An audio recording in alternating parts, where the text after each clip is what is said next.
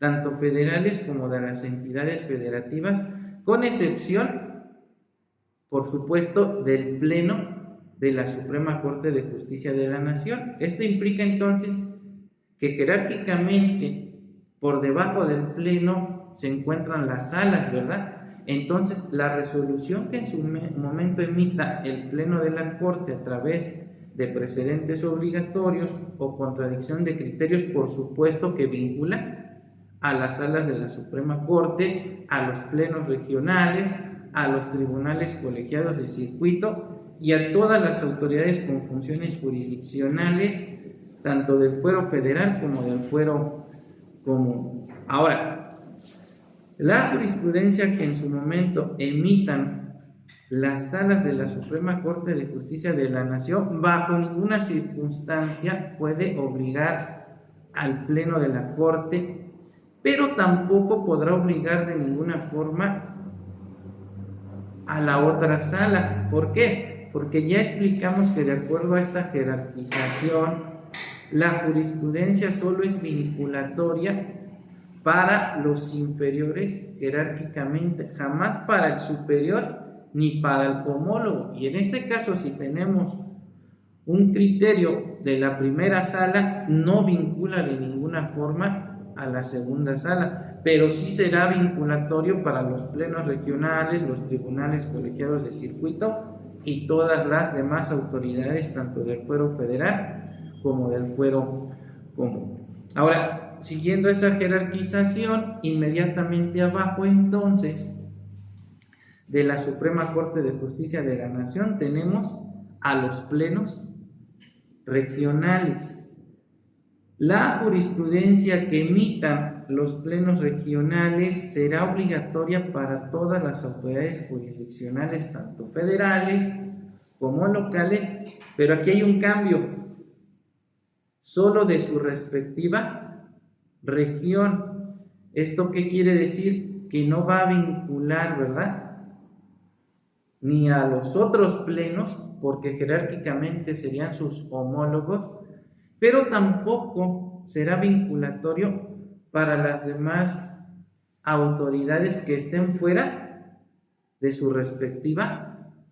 región, porque ya lo vimos también que puede haber contradicción de criterios entre los plenos regionales. Así tenemos, por ejemplo, el criterio contradictorio hasta hoy existente entre el Pleno Regional Centro-Norte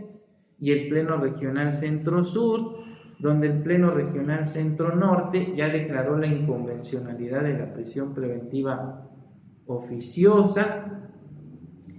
donde se autorizó a los jueces de distrito y a los jueces de control para ejercer el control de la convencionalidad e inaplicar, ¿verdad?, la medida cautelar de prisión preventiva oficiosa. Es más, jurisprudencialmente ya se les obliga a que entren al debate de manera oficiosa y se tenga que justificar la necesidad de la cautela. Sin embargo, el Pleno Regional Centro-Sur nos dice lo contrario. Dice que ni los jueces de amparo, ni los jueces de distrito, los jueces de distrito ni los jueces de control pueden ejercer el control de la convencionalidad. En este sentido, si se promueve el amparo indirecto contra la aplicación de la medida cautelar de prisión preventiva oficiosa, el juez de distrito o de amparo no puede otorgar una suspensión con efectos restitutorios, es decir, ordenarle al juez de control que reponga el procedimiento, que en su caso subsane la violación a los derechos humanos que aconteció cuando se impuso la medida cautelar de prisión preventiva oficiosa, y entonces pues los jueces siguen imponiendo esta medida cautelar, y cuando se acude al juicio de amparo, únicamente lo que se concede en estos casos es una suspensión con efectos jurídicos y no materiales. ¿Esto qué quiere decir? Que el imputado se va a quedar privado de la libertad hasta en tanto no se resuelva el fondo del asunto. Entonces, ¿quién puede dirimir o resolver dicho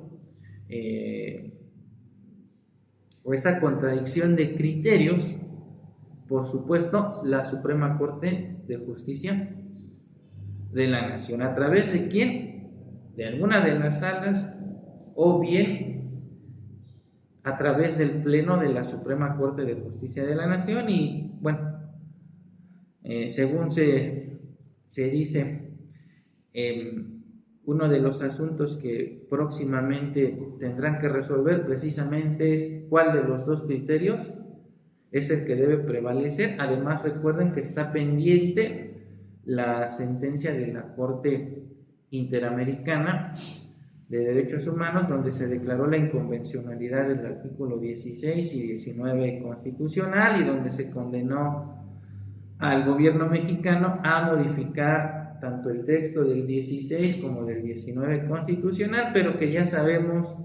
que por cuestiones políticas y no jurídicas, pues no se quiere dar cumplimiento a dicha determinación. Es más, ustedes ya lo saben, ahorita está en discusión y ya pasaron los primeros 2 filtros,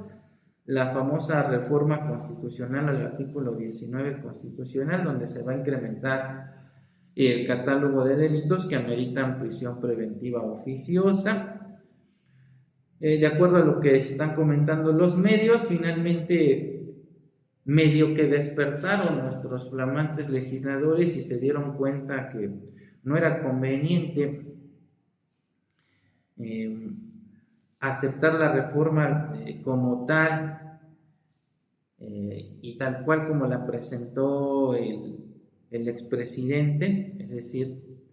eliminaron del catálogo a los delitos fiscales y también lo relativo al narcomenudeo. Y bueno,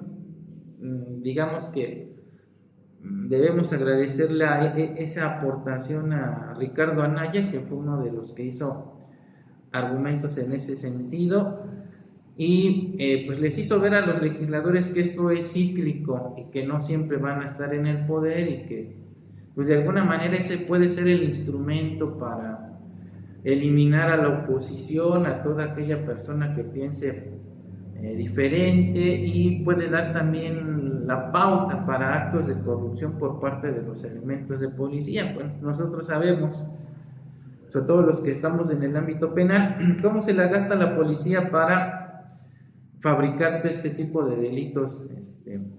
en materia de narcomenudeo. Entonces, afortunadamente hicieron la modificación respectiva y no va a pasar por lo que respecta a delitos fiscales por ahora, porque tampoco hay que cantar victoria mientras el oficialismo tenga la mayoría. Ya sabemos que se les puede ocurrir cualquier tontería en detrimento de los derechos de la población en general, a pesar de que pues esta sea, sin ofender, ignorante en materia jurídica y que por ende aplauda dichas reformas, porque supuestamente les han vendido la idea de que es por el bien de todos. Bueno, los que conocemos de la materia y entendemos la trascendencia de lo que está pasando, pues comprendemos perfectamente que son reformas que van en detrimento de los derechos no solo de un grupo minoritario, sino de toda la población en general. Pero bueno, necesita pasar algo extraordinario para que la población en general despierte y se dé cuenta pues que les están mintiendo. Bueno, pero eso ya es otra cuestión. Entonces, la jurisprudencia que emitan los plenos regionales de acuerdo al sistema de obligatoriedad y jerarquización será obligatoria entonces para todos los órganos jurisdiccionales, tanto federales como locales, de su respectiva región, pero no vincula de ninguna forma a otro pleno regional ni tampoco a los órganos jurisdiccionales tanto federales como locales de otra región. Y finalmente tenemos ya en la parte más baja de esta jerarquización de la jurisprudencia a los tribunales colegiados de circuito que, como ya explicamos, estos